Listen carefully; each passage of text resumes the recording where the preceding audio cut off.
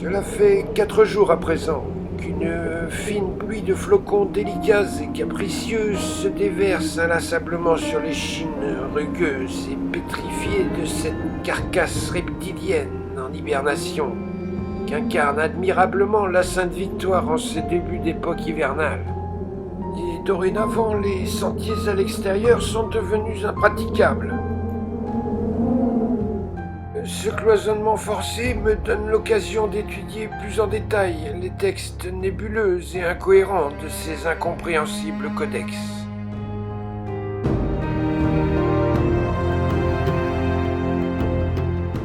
Malgré l'infection évidente de ma blessure à la main que m'ont infligé les aiguillons pernicieux du coffret de Paracels, je suis comme obsédé par cette quête surnaturelle dans laquelle je me suis lancé avec une telle frénésie galopante. Et je ne peux m'empêcher, de jour comme de nuit, d'essayer de percer les mystères que recèlent ces 3 tablettes. Sur l'une d'entre elles, j'ai découvert l'équivalent d'une pierre de rosette, dévoilant, sous l'aspect d'une série de mystérieux idéogrammes, une sorte d'alphabet ou de langage insaisissable. Mais malgré la maigreur de ma modeste bibliothèque, et après un long et minutieux travail de recherche, je peux enfin mettre des mots sur ces symboles, et pouvoir ainsi poursuivre la retranscription des codex, là où Paracels avait jugé plus sage d'y mettre un terme. À l'instar du célèbre alchimiste, j'ai moi aussi pris conscience du danger que représente le fait de pouvoir désormais prononcer à haute voix certaines des incantations dissimulées dans les pages maudites des codex. Il est égoïstique que l'on regrette d'avoir formulé, car une fois prononcées, elles ouvrent des passages ignorés, d'où surgissent des monstres assoiffés qu'aucune force ne peut repousser.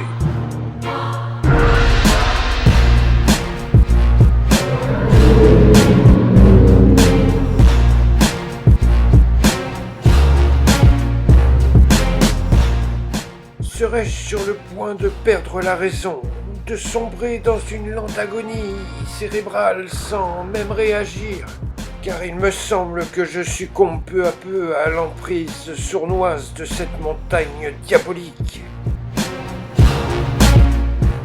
Dieu seul sait jusqu'où me mènera l'obstination aveugle de ma folle entreprise.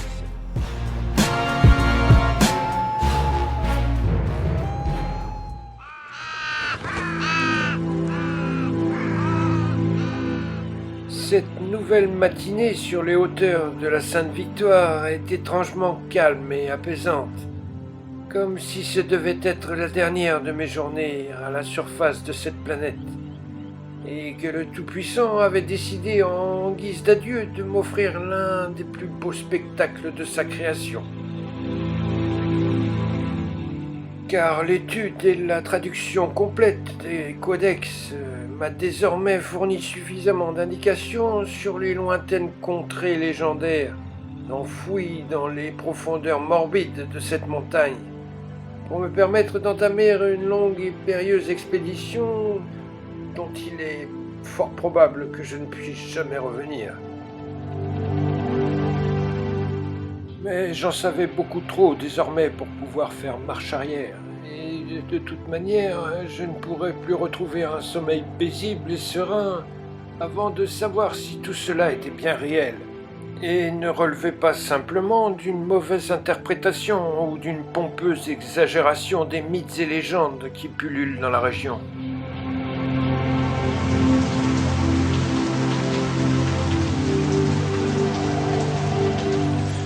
Cette fois-ci, mon voyage dans les entrailles nébuleuses de ce monde souterrain allait certainement durer plusieurs jours, pour m'entraîner vers des profondeurs inimaginables, si j'en crois les indications de Servus Dei.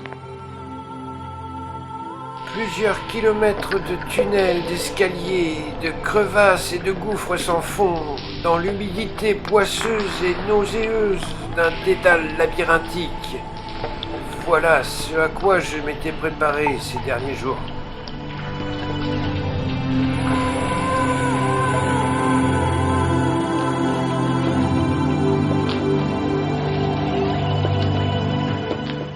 Grâce au précieux contenu des tablettes, j'ai pu découvrir et retranscrire point par point les différentes étapes qui allaient jalonner mon parcours.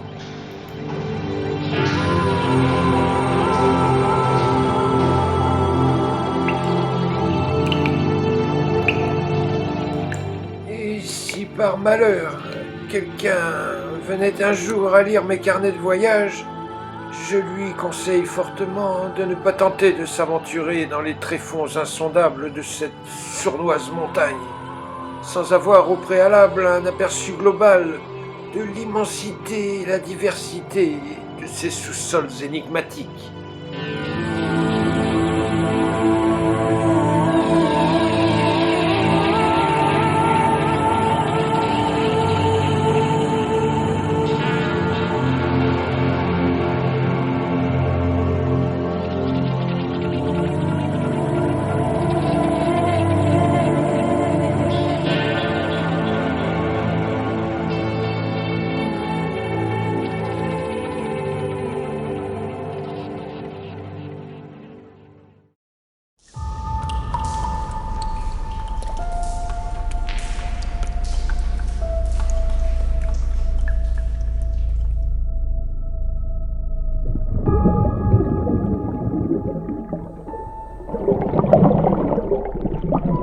Il m'a fallu passer par des lieux ahurissants,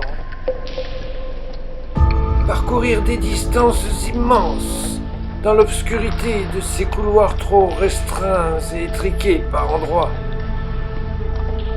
me faufiler dans d'étroits coulées aux parois effilées et tranchantes,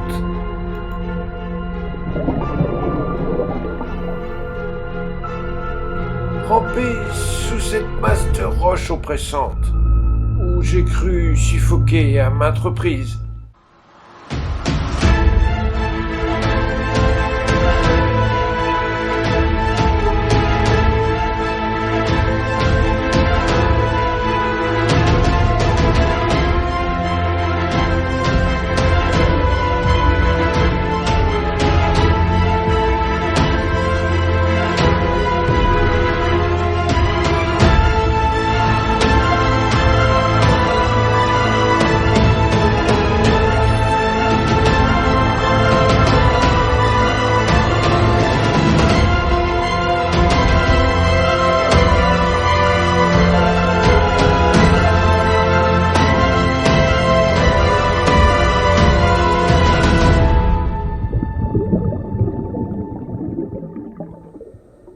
Je ne me suis octroyé que quelques courtes haltes pour me restaurer ou me reposer, mais après 2 longues et éprouvantes journées de marche intensive, me voilà enfin récompensé.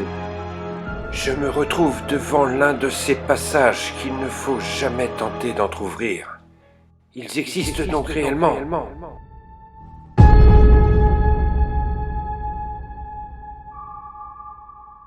Qu'est-ce que cela signifie ?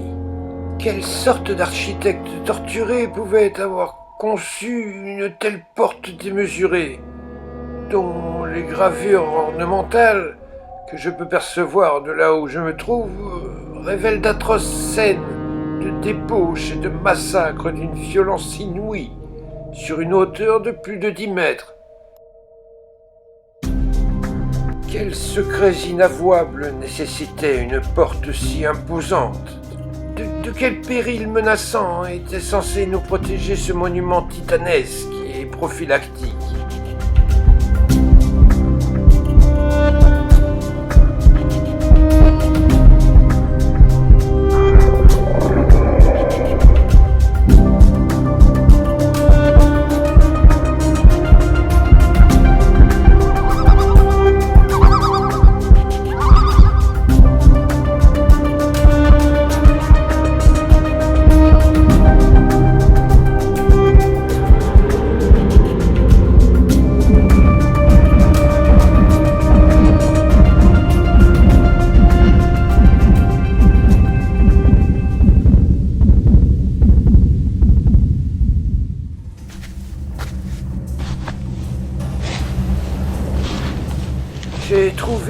petite cavité discrète, non loin de la porte phénoménale, d'où je peux l'observer en toute tranquillité, car si je sors indemne de ce trou démoniaque, j'aurai au moins quelques esquisses à montrer aux Persanti.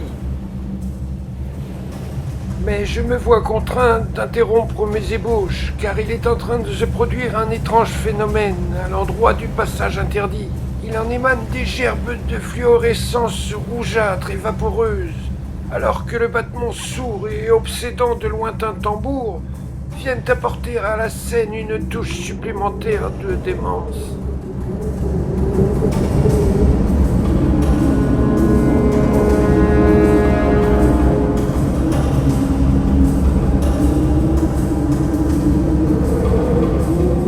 À présent, les volutes agacées réintègrent avec une vigueur incroyable les fissures de la porte par lesquelles elles venaient de s'échapper, quand subitement le tintement sec et métallique de l'énorme verrou qui maintenait fermée cette horrible porte malfaisante résonna amèrement dans toute la noirceur sépulcrale de ce lieu maudit. Et là, je dus faire face à ce que je redoutais plus que tout au monde.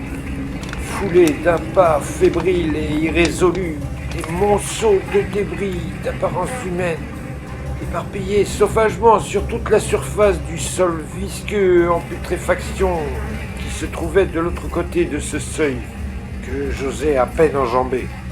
Il régnait une odeur insoutenable qui me fit aussitôt rendre mon maigre repas.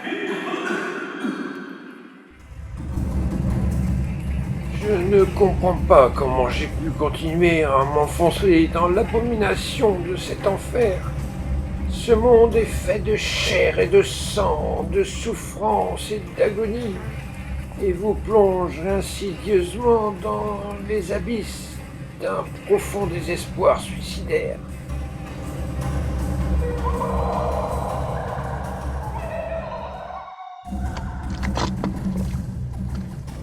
Les relents de chair putréfiée qui jonchaient le sol et recouvraient les murs de ces couloirs abjects étaient irrespirables et me donnaient la nausée. Mes jambes fléchirent et j'étais sur le point de m'évanouir devant l'atrocité morbide et dégénérée qu'affichait ignoblement l'architecture de ce monde inconnu, lorsque du fond de ces galeries nécromantiques, je perçus l'écho lointain d'un sinistre cri hystérique et inquiétant qui semblait se rapprocher dangereusement.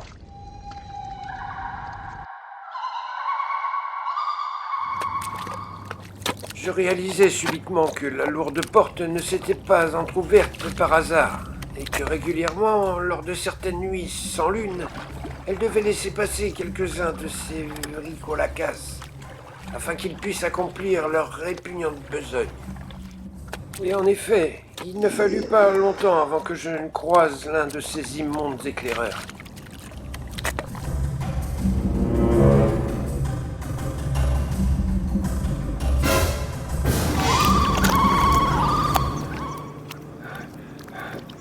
Lorsque je vis ramper ce monstre hideux qui bondissait comme un chat sur les parois écorchées du boyau immonde où je m'étais engouffré, mon sang se glaça dans mes veines, et je m'enfuis aussitôt pour aller me réfugier dans l'une des cavités visqueuses et nauséabondes qui jalonnaient cet intestin douteux. J'étais pétrifié de peur, et je marmonnais des prières en regardant passer devant moi, depuis ma cachette inconfortable, la horde sans cesse grandissante de ces cerbères assoiffés de sang.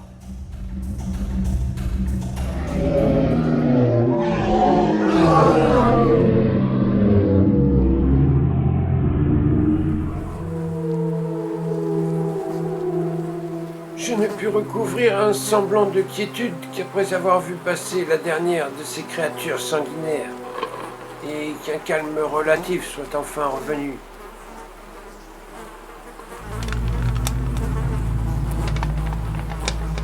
Puisque la meute de Vricolacas avait été libérée, j'estimais naïvement avoir un peu de temps pour poursuivre mon exploration, avant que ne se referme à nouveau le passage entre ces deux mondes, si différents l'un de l'autre.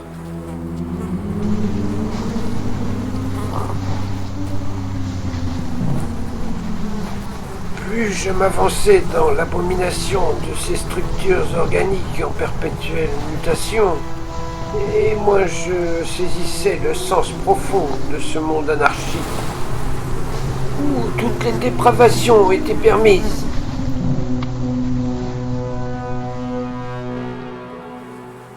Je ne pense pas qu'il existe dans notre vocabulaire de mots suffisamment obscènes et écœurants pour ne serait-ce que tenter de décrire la folie meurtrière qui règne ici-bas. Les tunnels sanglants débouchent sur des ossuaires gigantesques, dont les murs décharnés laissent suinter un liquide jaunâtre et poisseux, tel un pur répugnant qui se répand sur le sol et dissout lentement les corps démembrés qui baignent dans ce jus infâme et pestilentiel. C'en était trop pour moi, et il fallait que je quitte à tout prix ce charnier d'outre-tombe avant que je ne finisse empalé sur une broche, tout comme les malheureux que j'avais sous les yeux.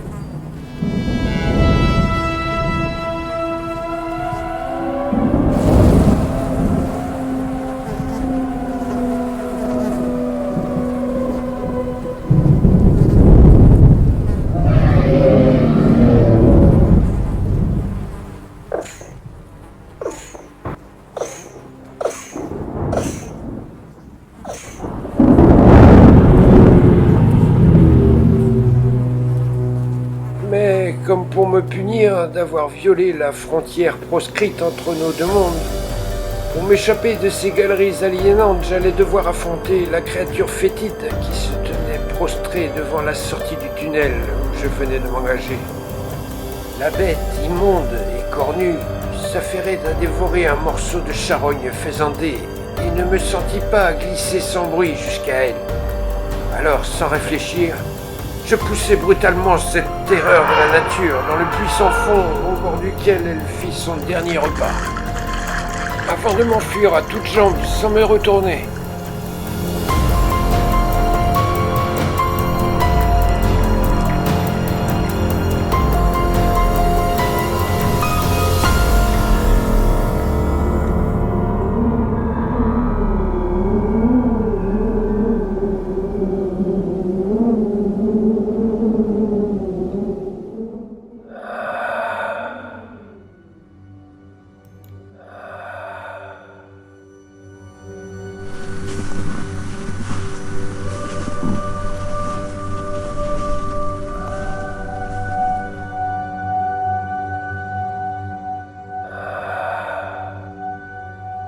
Je resterai à tout jamais profondément perturbé par la découverte de ce monde perverti, et je dois m'empresser d'aller remettre en place les codex ainsi que mes carnets, qui sont eux aussi devenus trop dangereux pour être dévoilés à ce monde innocent.